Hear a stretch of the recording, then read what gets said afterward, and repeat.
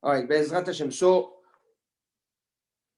last shiur we spoke about, right, the stand, Hashem or the neshama versus the nefesh, Hashem versus Knesset Israel or versus the neshama. We saw a very optimistic, positive outlook from the Gaon versus more of a judgmental and negative approach from the Malbim, right? The Gaon built the relationship and praised, Hashem basically praises Knesset Israel, praises the Neshama, versus the Malbim, where the Neshama talks down to the Nefesh and tells the Nefesh, you failed. You failed by allowing your animalistic instincts to take over. So now the Nefesh, Knesset Israel, the Neshama, is now answering back. And it's answering back again. There's a few psukim that we're going to connect together, because there is a structured message that is coming back to that, or that upliftment, or to that almost to that degradation and condemnation. So the nefesh, Knesset Israel, or the neshama, responding to Hashem or the neshama, right? Depending on how how you see it, answers back. And the pasuk says the following. We're in pasuk Yud Bet. Ad she'amelech bimsivo nirdi natan recho. So while the king was laying down on his couch after a very full meal and full, beautiful, satisfying dinner, the minhag of the kings was that after they eat well and they rest on their couch, and we know that at the time they used to eat lay down, like we do on Pesach, for example, right? We lean on the left side, right?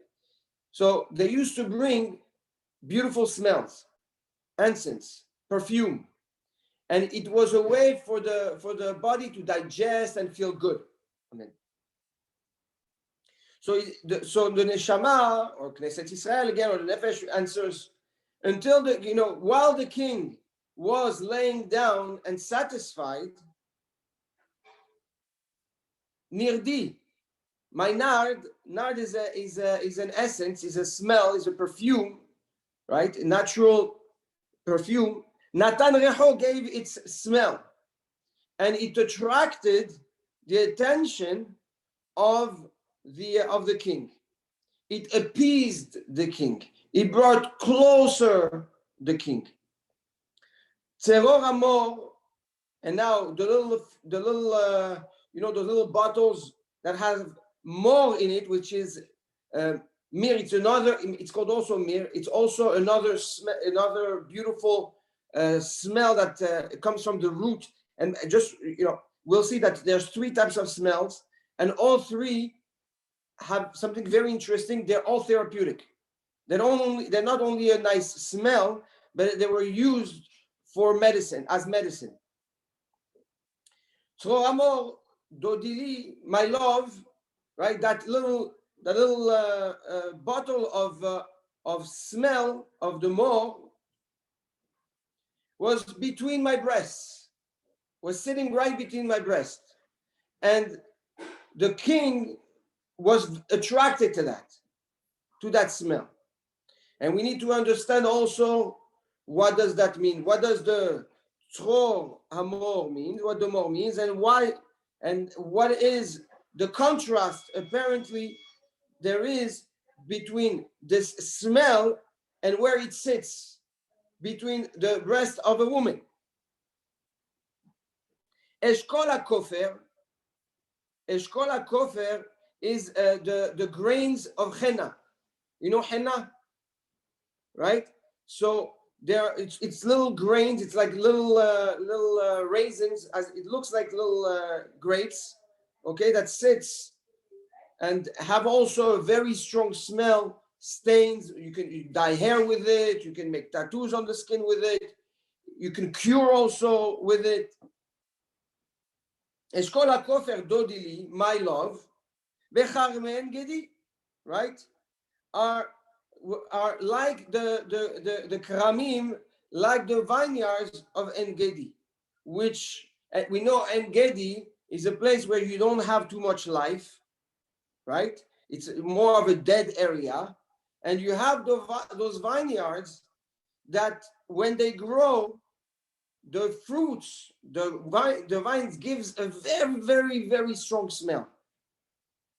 So here, the answer is, and we're going to have to dive in again, based on those two versions, on the version of the Gaon and on the version of the Malbim, and see what's the comeback of the Nefesh. So the Gaon says something very beautiful. So he comes from a positive angle, yeah? Now the Hashem or the Neshama towards the Nefesh, right? Uplifts the Nefesh and says how great the Nefesh is and how strong it can be, and all the ornament and all the beauty. And we spoke about the brain, and we spoke about the body and the mitzvot and the Torah, right? That was a statement of HaKadosh Baruch Hu to remind the Nefesh how great it is to Hashem and how valuable it is to HaKadosh Baruch Hu. And we should not let ourselves dragged down by our insecurity and low self-esteem, or even by actions that we are instinctively doing, but really don't want to do. So comes the Gaon Mivilna and says the following. He says, one second, because there is something a little bit. So he says that the Nefesh, Knesset Israel,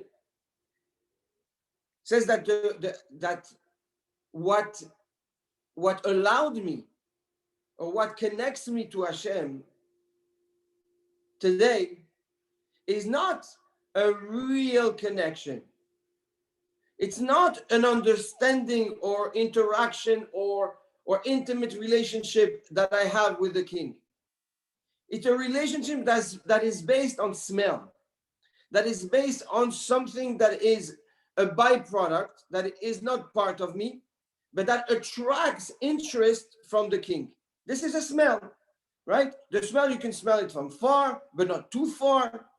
And that smell will redirect the interest of whoever smells that smell and redirect them towards the source of that smell. So again, after HaKadosh Baruch Hu tries to build up the Neshama, right, Am Yisrael comes back and says, yeah, you're right, but you know what? It's not a real strong connection. It's a connection that's based on superficiality, on the reach. And he explains, and he says, and then we have this contrast. There is a contrast. So we started by something that gives a smell, and then as the King, as the connection with HaKadosh Baruch Hu gets closer, it feels that I have now an interaction that is a little bit disruptive. Because on one end, I have the tzror, I have this little bottle of essence of smell, which represents the type of connection I have to the Torah that I can grasp. But it sits in between the breast, in between the immorality of the nefesh, between the desire of the nefesh. So now, the Knesset Israel, the Neshama says, I don't really know what's that relationship about. Is it a relationship that is based on a stronger smell, and that's why the King is really interested in me? Or is it because of my look, or because of the attraction I can give to the King, or my obligations? Do I really have a relationship with you, HaKadosh Baruch Hu? Or is it just actions that seem attractive to you that bring you close to me. So here the neshama says to Hashem, the nefesh says to the neshama, Knesset Israel says to HaKadosh Baruch Hu, I'm confused about the type of relationship that we have. Yes, you get close to me. Yes, you want to love me. Yes, you want to shower me with your beracha. But is it because I do what you ask me to do? And that's what attracts you? I.e., the breast? Or is it just the smell that I carry around on my neck that attracts you? But either way, it's not me. It's something that's superficial. And this is what the neshama basically craves. The neshama wants a real connection to HaKadosh Baruch Hu.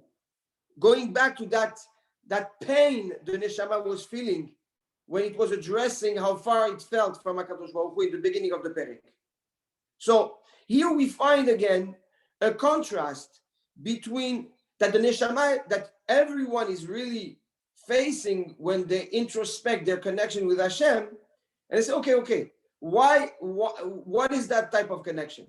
Is it just because I do mitzvot, because I'm asked to do mitzvot and I look good and I look attractive? Is it because of the smell and my behavior and my personality? What is it? What is it? But it's definitely not something, a connection that comes from a level of neshama, that comes from a level of entity, of integrity and real essence, which is what the neshama really wants. And how does that reflect? That reflects as a level of nevuah, of ruach hakodesh. If you recall, this is what we were aiming for. This is what the neshama craves for a real intimate relationship with HaKadosh Baruch Hu. Something that's real, not something that's superficial.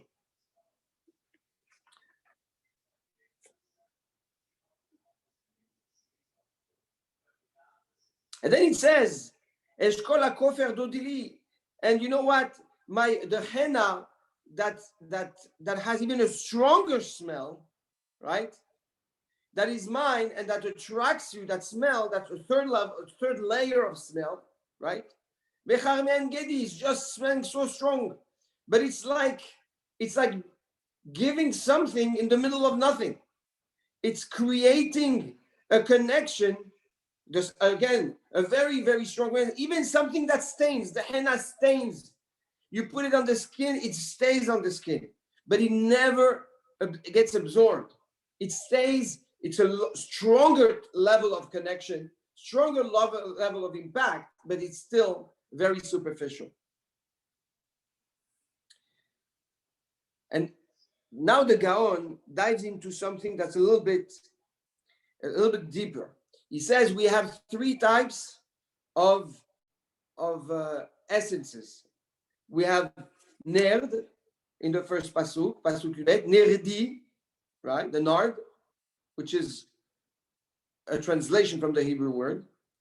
We have the mor, okay? The mor was also used in the samemanim, okay? So also a beautiful, beautiful smell. And then you have the Eshkol HaKofer. And he says these three essences really represent in essence three different things. It represents, the nerd represents the roots. It comes from a root. The nerd is essentially a root. Then you have the mor. Mor is more of a wood, right? That represents the trunk of a tree. So you have the roots of the tree, you have the trunk of the tree, and Eshkol HaKofer, which is those little fruits, represents the branch with the fruit. He says here, Shlomo HaMelech really is connecting or reflecting the different types of people, of men that are out there. You have people, the man is compared to a tree in the Torah. So you have a tree is made of what? It's made of roots, trunk, and branches with fruits. And he says these are the three type of interaction the tree has with elements. The roots, okay, coexist with the earth. The trunk coexists with the avir, with the air. And the branches, which are higher, coexist with shamayim, with the sky. Good? All right. It said, and he says, those three layers, shamayim, sky, avir, air, and earth, are the three dimensions where that a man has to connect to Hashem with and coexist with. What does that mean? He says, since Adam HaRishon, Hashem was on earth. Hashem sinned, Adam HaRishon sinned. It left earth, as the presence of Hashem left earth and elevated itself to avir, to the air. Cain sinned, elevated itself to the sky. Adam HaRishon, Cain, then you have Dor HaMabul, it went up. Dor HaPalaga, it went up. Hashem left his presence, left the creation, until Avraham Avinu came and started bringing it down from one layer to the other. Avraham, Yitzchak, Yaakov, Levi, Kehat, Amram, and Moshe. I'm not going to dive into each one and the impact it has on which layer, but where we want to get is to Moshe Rabbeinu, because Moshe Rabbeinu brought HaKadosh Baruch Hu in three levels, which we're reflecting to now. Sky, Har Sinai. The Torah says Hashem brought down the skies to Har Sinai to give the Torah. So Moshe crystallized the relationship with HaKadosh Baruch Hu on the sky level. He took it down to the avir, to the air with the Mishkan, and brought it down to earth when Am Yisrael entered the Eretz Yisrael, which are the three, if you will, the three dimension or environment a tree really coexists in. So the tree represents the man, right? Those three layers represent HaKadosh Baruch Hu, and comes Shlomo HaMelech and says, there are three ways to serve Hashem. There is a way to serve Hashem like a root. There is a way to serve Hashem like a trunk. And there is a way to serve Hashem like a branch with a fruit. This is what the Neshama tells Hashem. This is what Knesset Israel tells HaKadosh Baruch Hu. It tells HaKadosh Baruch Hu, I'm serving you on three different levels. The first one, Nerd, Natan Recho. The roots, they're grounded, they go deep, they go down very deep, but you don't see them. It's very dirty. It's very muddy. That's a type of relationship where I find myself serving you, but not in a way that can be exposed or that can be shared. Those are the mitzvot. Those are the mitzvot implies the gaon that a person does that nobody sees. These are the reactions a person controls in his heart that nobody knows. The thoughts that nobody can identify. The roots, something that's internal. The battle with the mud, the Yetzer Hara, the bad thought, the bad midot. Then you have the trunk. The trunk is the avir. The trunk is what's exposed, the most exposed, right? That's the strong. This is the mitzvot that basically define who you are, what everybody can actually see from far. Oh, this guy is like this guy like that. This is his personality. This is what we know about him. And then you have the Eshkol HaKofer. You have the ones that are in the sky. You have those branches that are in the sky with those fruits. And what do branches and fruits do? They benefit others. The branches create shadow for people that are under the sun to come and rest by. They carry fruits for the person to come and benefit and eat from it.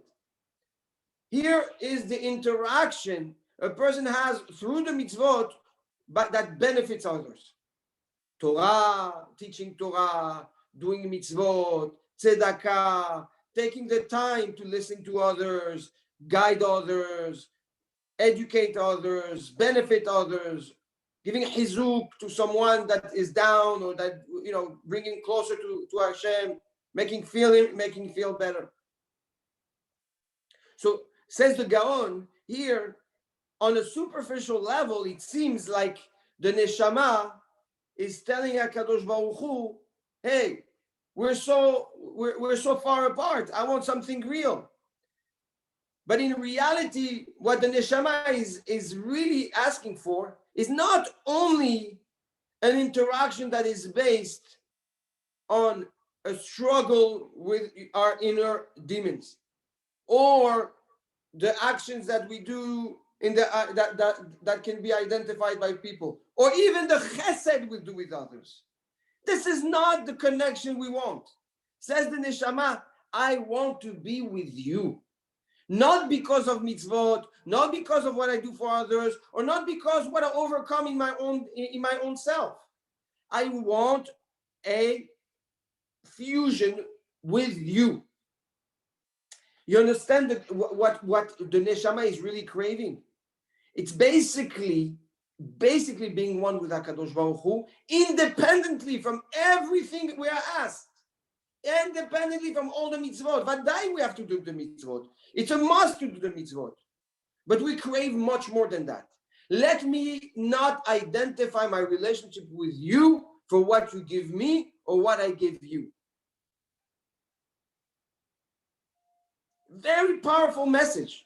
Very powerful message. People tend to fail and say, you know what, Hashem, I put tefillin, I eat kosher, I give tzedakah, I do this. Give me also. This is a trade. This is not a real connection. This is a transaction.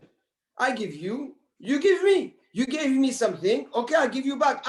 Hashem, you helped me with this. I was able to do a deal. I was able to save this. I bought a house. Okay, Hashem, you know what? I have chizuk. Now, that's it. From now on, I go to shul every morning. Come on. It's nice, but this is not what the neshama really craves. Here, Shlomo HaMelech reveals to us the level of connection we can have with Hashem if we crave it and we want it. And we put back in perspective those three layers of connection: the root layer, the trunk layer, and the branch and fruit layer. That's the comeback according to the Gaon Mivilna.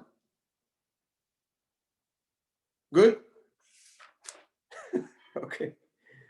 Now we're going to dive into the Malbim.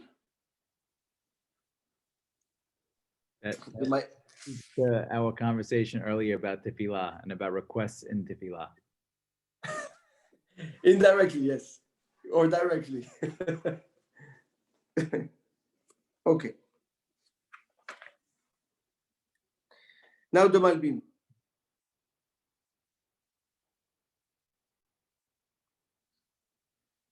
So we know that the Malbim basically explains that, that the Melech, right, the husband HaKadosh Baruch Hu, talked down to the Nefesh and told the Nefesh, you let yourself dragged into the mud, you let yourself carried away by the Paro, right, that was that was controlling the chariot, and you let all this Yetzer Hara take over.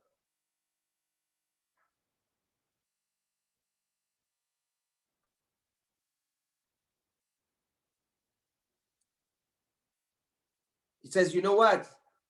Ad she'amelech, even though it is true that the king, the melech that represents the Yetzer Hara, that represents the Paro, right? Bimsibo, and pushes me to be in comfort, to eat well, to rest well, to feel great, to feel satisfied. Ad she'amelech bimsibo. It's true. While all the melech bimsibo, says the Malbim, while the Yetzer Hara has controlled me, has confused me, has pushed me to be in a place of satisfaction, of comfort, of pleasures. The Nefesh says, Nirdi natan recho. You should know, Nirdi, it's the Ruach HaRuchani, the spiritual connection. Gave its taste, gave its smell.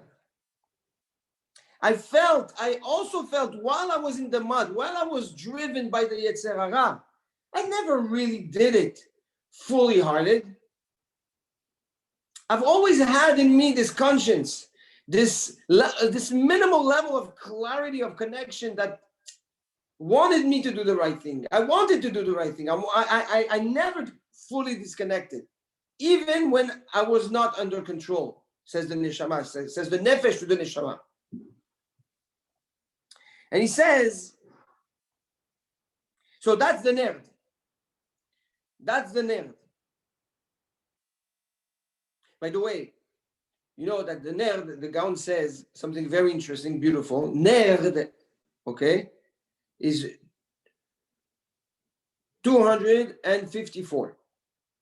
254. Nerd, okay? He says if you take the Ramah Evarim, the 248 Evarim, organs in the body, right? That are against the mitzvot aseh, which is the mitzvot, right? And you take the Chamisha Chumshe Torah, which is really 6. It's 5, but it's really 6 because Maaseh Bereshit is considered like 1, right? You are 254. He says this is the mitzvot and the Torah. Nerd, the smell comes from the mitzvot and the Torah. And here the Malbim uses the same concept without the gematria, but the same concept. He says, my mitzvot and my Torah kept me alive even at times of failure. Even when I gave in to all the pleasures in the world. At the deepest levels, I still had a way to connect to the Torah, to HaKadosh Baruch Hu through the Ner, through the mitzvot, through the Limud Torah. And he breaks it down and explains. He says there's 2 ways for you to connect to HaKadosh Baruch Hu. One way, and it's fantastic, he says the nefesh comes from HaKadosh Baruch Hu. Okay? What is the nefesh? The nefesh is the spiritual inflow that allows some physicality to exist. It's not the neshama. The neshama is at a higher level. This is the lowest level of spirituality in creation. It's called the nefesh. But the nefesh comes from HaKadosh Baruch Hu. It still is spiritual. It has its spirituality. Why? Because it's part of the essence of Hashem. So he says the person, the nefesh, since it comes from Hashem, it's like a luach, it's like a tablet that has in it the writings of HaKadosh Baruch Hu. All the Torah is written in the nefesh of a person, engraved in a person. And the person, at times, subconsciously, sees internally those letters. And every time the conscious or subconsciously the person sees, introspect into his nefesh and connects to his nefesh, he is spiritually uplifted. Big hidush. Which means that every time a person has an influx of spirituality, feels like, chizuk, feels like he wants to do something great, for no real specific reason. It's because subconsciously or consciously, the person connected to his nefesh and was exposed to the light of the letters of his own spiritual DNA. Clear? That means that a person can really get uplifted just by introspection, spiritual introspection. I open a parenthesis. Every time you learn Torah, every time you listen to Torah, what happens is that all those words of Torah turn on all those letters that are in your nefesh, your DNA, your spiritual DNA, turns those letters on, and those letters start shining and creating a spiritual vibration within your essence. That now, depending on how much mehila, how much dirt, how much dust there is on that tablet, the light will shine more or less. But every time you learn Torah, it turns on this iPad, this DNA that's in us, and shines those letters. Is that what makes you, when you study Torah and Yes. you don't study anything, that makes you feel like... Yes, that's exactly it. That's where the emotion comes from. But it's not only that's when you learn Torah, but sometimes you're on a high for no reason. You want to do something right. You want to do a good mitzvah. You want to change your midah. You're like, you know what?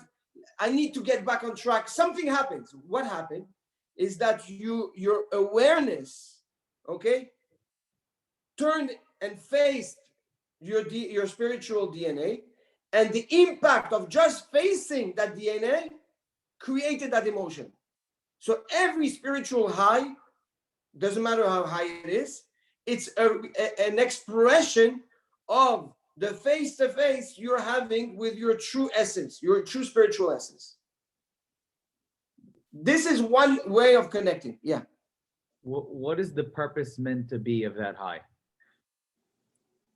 The purpose of the high is to allow you to go higher. The high, an emotional or a spiritual high, it's a very good question you're asking. It's a very, very good question you're asking.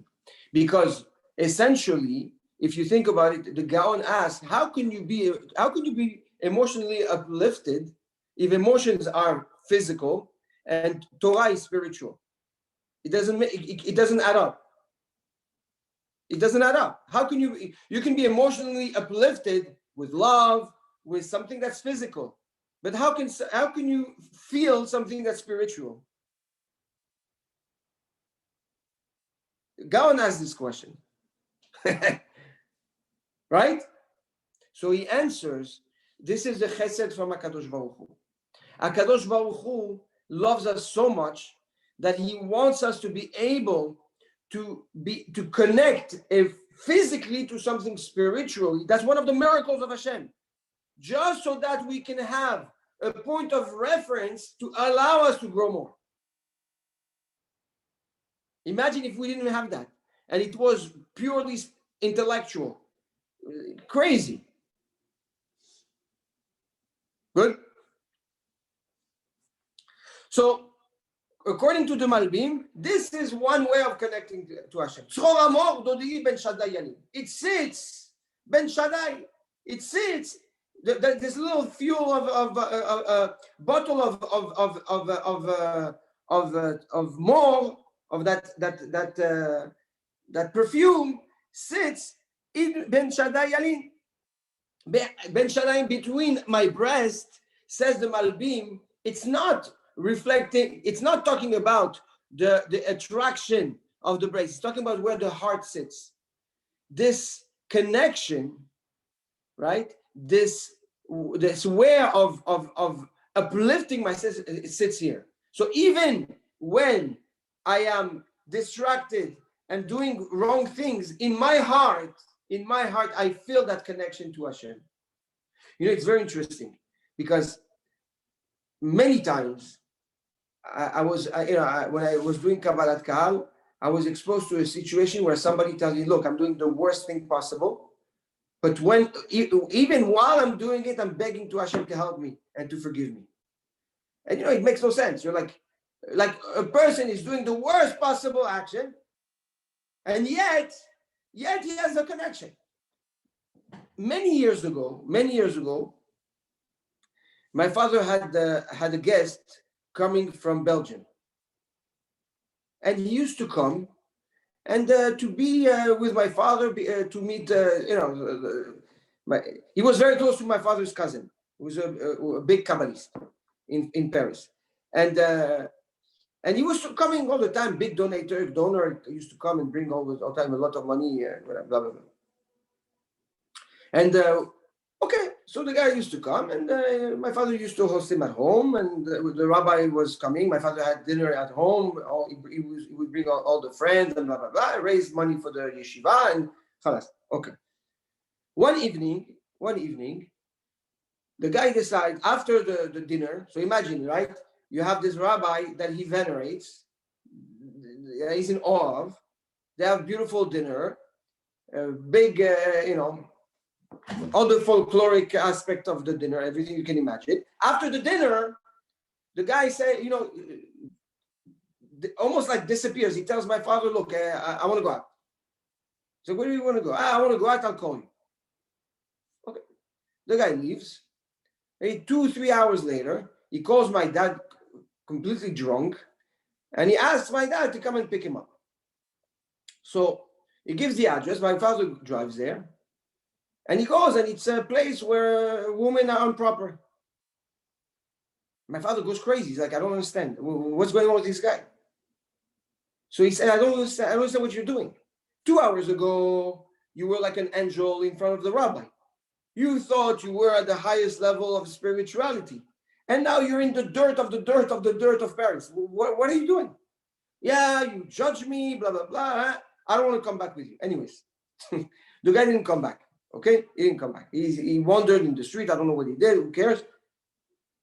At maybe 5 or 6 o'clock in the morning, my father hears knocking on the door. Ta, ta, ta, ta. So my father opens the door, and it's the guy. He's like, quick.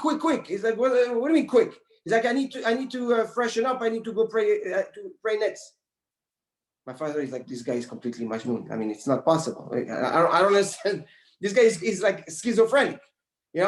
You go from a super high spiritually to the lowest of the lowest, and you have to make sure to come back on time to pray nets.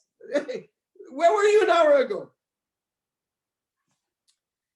It's very, very troubling to even understand what's going on in the head of a person like this. But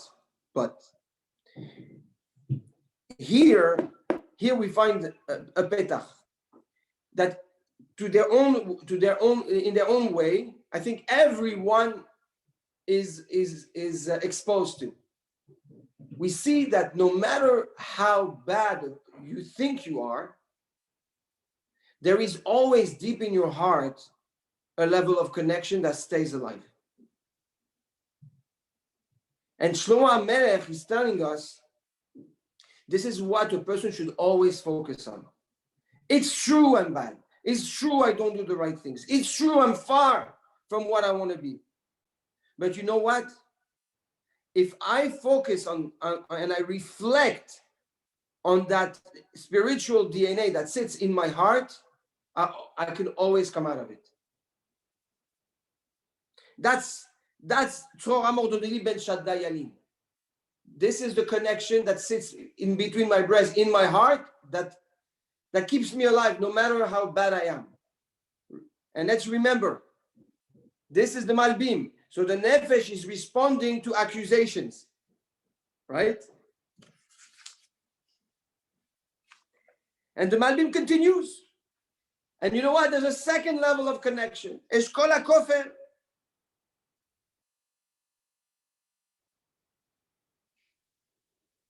He says, there is another way for me to connect to HaKadosh Baruch Hu. What is it? Eshkol HaKofer dodili bekarmen gedi. There is this smell of the henna tree that grows in the middle of the desert, in the middle of nothing. Says the Malbim, you know what's my second source of life and spirituality? Is that I don't focus on what's dead. I focus on what's alive. I don't see En Gedi as being a place where nothing grows. I always find the light. I always find the good smell. I always find what I can be attracted to. This is my connection. This is how I hold on to Hashem. That's why I'm not lost. Another, I mean,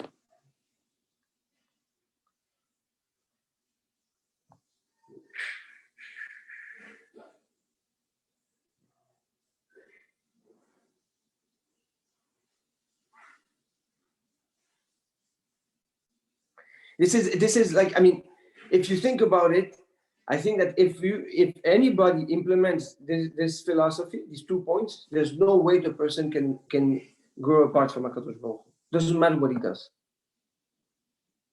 The reflection and acknowledgement of the nefesh, and the cherishing and almost worshiping of those moments of highs, but also the outlook in life. You can see En Gedi, you can see the desert, you can see dryness, you can see infertility, you can see lack of life, everything. Or you can focus on those few very little trees that grow and that have a tremendous smell, that can actually sit on you, like give you like the henna, right? Give you the nice color that can heal you, that can cure you. That's what it takes to hold on to Hashem. Ashgacha, to look at life and look at the life of HaKadosh Baruch Hu. Look at the beracha. Look at the positive. Don't look at everything that's missing, everything that's wrong. Look at what's right. And you know what? You will find more wrong than right. That's the midbar. That's En Gedi. But all it takes is a tree of henna. Is a tree of life. Is a tree of good smell. So here we find an introspection internally to build you up, but also a source of life that you can connect to from outside and help growing. And isn't that a source of beracha? Don't we learn that simcha brings on beracha? So through that, absolutely. So here we summarize another great way of chizuk, of gaining chizuk and of protecting ourselves, right? Introspection, acknowledgement of the nefesh and the kedusha and where we come from. Hey, and on the other hand, the other aspect, which is finding the koach, finding the life, finding the light outside that will help me raise and grow.